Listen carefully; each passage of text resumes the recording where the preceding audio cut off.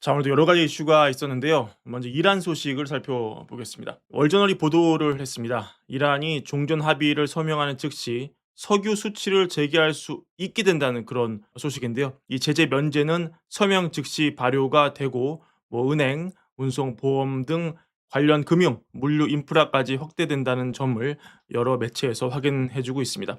월저널 이거를 이란이 전쟁을 끝내도록 하는 초기의 어떤 경제적 인센티브로 묘사를 했는데요. 서명 주체와 일정도 나왔는데 미국 측은 트럼프 대통령과 벤스 부통령이 14일 전자 방식으로 이미 서명을 했고, 이란 측은 의회 의장 갈리바프가 또한 14일에 전자 방식으로 서명한 것으로 알려지고 있습니다. 그리고 19일에는 제네바에서 알려진 대로 별도 서명식이 열리고, 여기에는 벤스 부통령과 갈리바프 의장이 참여를 합니다. 또 민간단체죠. 이란 핵무장 반대 연합, 여기가 이제 와치를 하고 있는데, 이란산 원유를 실은 대형 유조선이 호르무즈 해협 차바하르 항구를 떠나가지고 이날 미국의 해상 봉쇄선을 지났다고 분석을 했습니다. 이거는 지난 4월에 미국이 이 상선에 대한 봉쇄를 시작한 이후에 첫 사례가 되고 있습니다.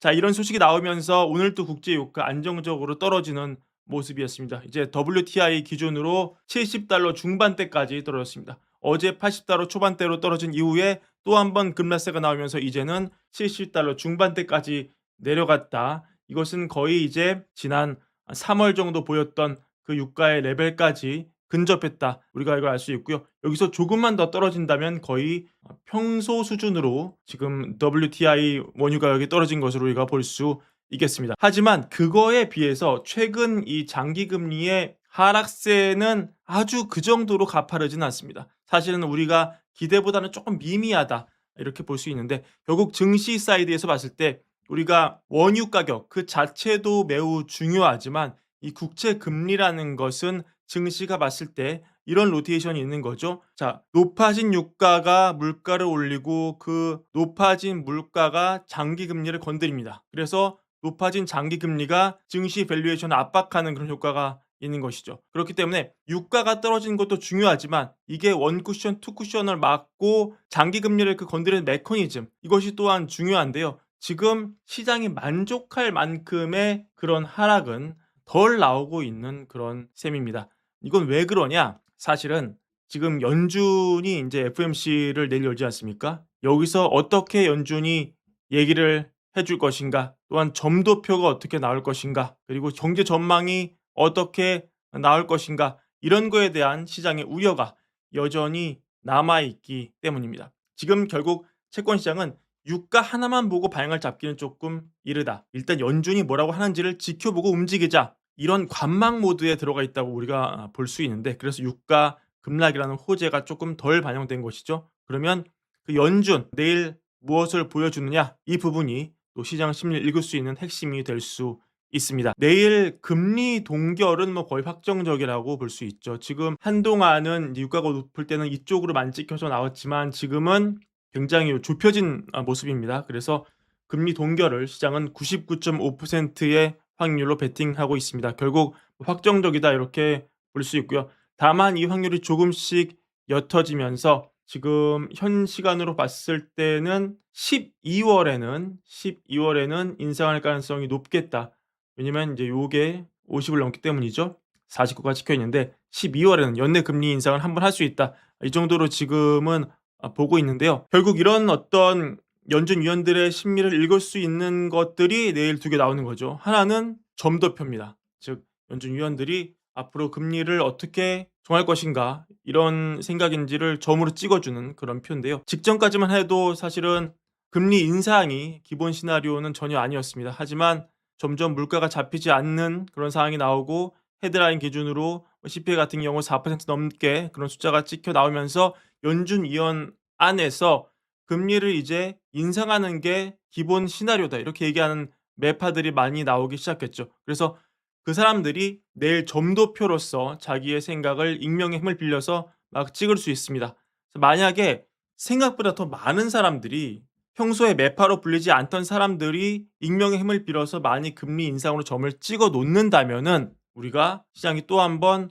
이게 유가가 단계 좀 떨어졌지만 결국 연준의 기본 시나리오는 굉장히 보수적이고 매파적이구나. 이런 데 조금 충격을 받고 또 한번 장기 금리 레벨을 또 올릴 수 있습니다.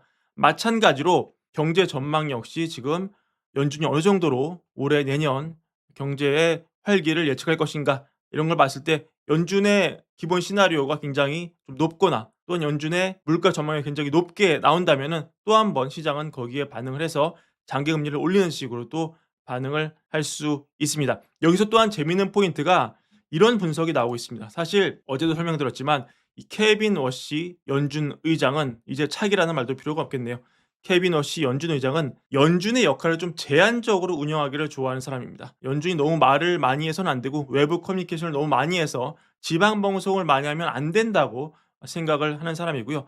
어차피 연준 위원들 개개인이 인터뷰를 하고 연설을 하면서 내놓는 의견이 통일된 의견도 아니고 그 의견이 맞는 의견도 아니다. 우리의 통일된 의견도 아니고 맞는 의견도 아닌데 여러 지방 방송을 굳이 많이 만들어서 시장을 그때그때 혼란스럽게 할 필요가 뭐가 있느냐. 이거는 아무런 이익이 없다. 해다 해. 이렇게 보는 입장입니다. 연준을 조금 보수적으로 외부와의 커뮤니케이션을 좀 제한적으로 운영하기를 좋아하는 게 워시의 기본 철학인데요.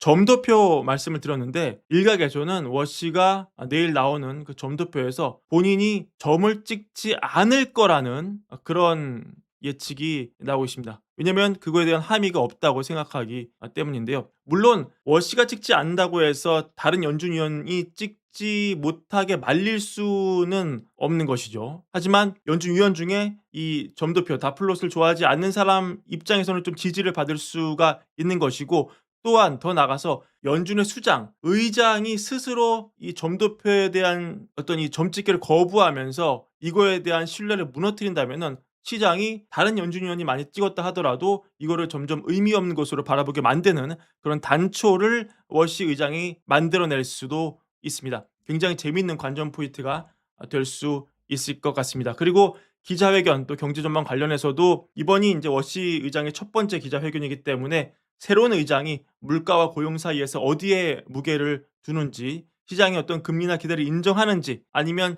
반박하는지 그의 첫 기자회견 발언 하나하나에 굉장히 시장이 민감하게 반응할 수 있겠습니다. 그렇기 때문에 유가가 많이 떨어졌지만 장기 금리를 좀 내리는 것은 보수적으로 시장이 움직일 수 있다. 우리가 이렇게 볼 수 있습니다. 게다가 인제 처음이라는 게 정말 포인트죠. 왜냐면 파월 의장은 다수의 연설 그리고 다수의 연준 기자회견 통해서 어떤 이런 질문 던졌을 때 파월이 뭐라고 답을 했는지에 대한 그런 데이터가 기자들 사이에 시장들 사이에 이미 많이 축적되어 있습니다. 예를 들어 뭐 정치적인 질문 제기했을 때 "나는 더 이상 답하지 않겠다." 이렇게 과감하게 얘기를 하는 것이나 아니면 뭐 "앞으로 어떻게 뭐 예상하시냐?" 이거 봤을 때 우리는 데이터에 입각해서 의존할 거기 때문에 또 지금 얘기하는 거는 지금일 뿐이고 앞으로 또 시장이 내놓는 데이터에 따라서 다음 연준 FOMC 때 우리가 정할 것이다." 이런 식으로 다 데이터 디펜시로 가는 모습 우리가 충분히 많이 봐 왔고 시장도 많이 그거를 인정하고 있습니다. 하지만 워시의 기본 철학이 그거와 같은지 다른지는 지금 아무도 알 수 없는 것이죠. 그렇기 때문에 상당히 이번에 열린 FOMC 시장이 굉장히 주목하고 있다. 이렇게 볼 수가 있습니다. 자, 이런 상황에서 일단 유가가 많이 떨어져서 쪼끔 물가에 대한 부담을 내려놓은 상황인데 오늘 사실 주도주라고 볼 수 있는 반도체는 굉장히 좋지 않았습니다. 그리고 약간의 순환매 형태로 퍼져나가는 모습을 볼 수가 있는데 자, 이렇게 볼 수 있는 거죠. 일단 기름값이 떨어졌습니다. 유가가 떨어졌습니다. 그러면 그거에 대한 이제 수혜주가 나올 수 있죠. 그리고 지금 여러 가지 이란 사태가 해결됐기 때문에 또 우크라이나의 사태도 어떻게 될지 모르기 때문에 좀 재건 관련주 혹은 뭐 많은 유가에 짓눌려 있던 그런 가치주 이런 거에 대한 시장의 움직임이 나올 수가 있는 그런 상황입니다. 즉 AI와 반도체에만 쏠려 있던 매수세가 다른 업종으로 시장 전반 넓게 퍼질 수 있다는 기대, 시장의 폭 저변이 확산될 수 있다는 기대가 나올 수 있습니다. 하지만 어제는 또 반대 움직임이 나왔잖아요. 굉장히 이 부분이 좋았죠. 그렇기 때문에 자, 지금 유가가 떨어지고 물가가 떨어지고 밸류에이션 압박이 떨어지면은 사실은 이 사이드의 이익 성장세가 가장 좋기 때문에 밸류에이션 압박을 벗어났을 때 여전히 가장 좋은 것은 AI이고 반도체인 것은 변함이 없다. 시장이 이렇게 생각할 개연성이 충분히 있습니다. 따라서 시장의 폭이 확산되는지 그렇지 않은지를 오늘 시장만 딱 놓고 우리가 섣불리 예단할 수는 없습니다. 하지만 끊임없이 지금 지금까지는 즉 증시가 갈 수 있느냐 없느냐 이게 첫 번째 화두였다면 이제는 어디가 갈 수 있느냐를 놓고 시장이 한 번 더 우리에게 질문을 던질 수 있다. 이런 모습 함께 공유를 한번 드리겠습니다. 일단은 아까 말씀드린 여러 가지 이유를 때문에 내일 워시가 뭐라고 얘기하는지가 가장 중요합니다. 요 부분 저희가 면밀하게 분석해서 또 시청자분들께 인사이트를 전해 드리겠습니다. 오늘 준비한 영상 이것으로 마무리하고요. 월가월부 구독과 좋아요 많은 사랑 부탁드립니다. 감사합니다.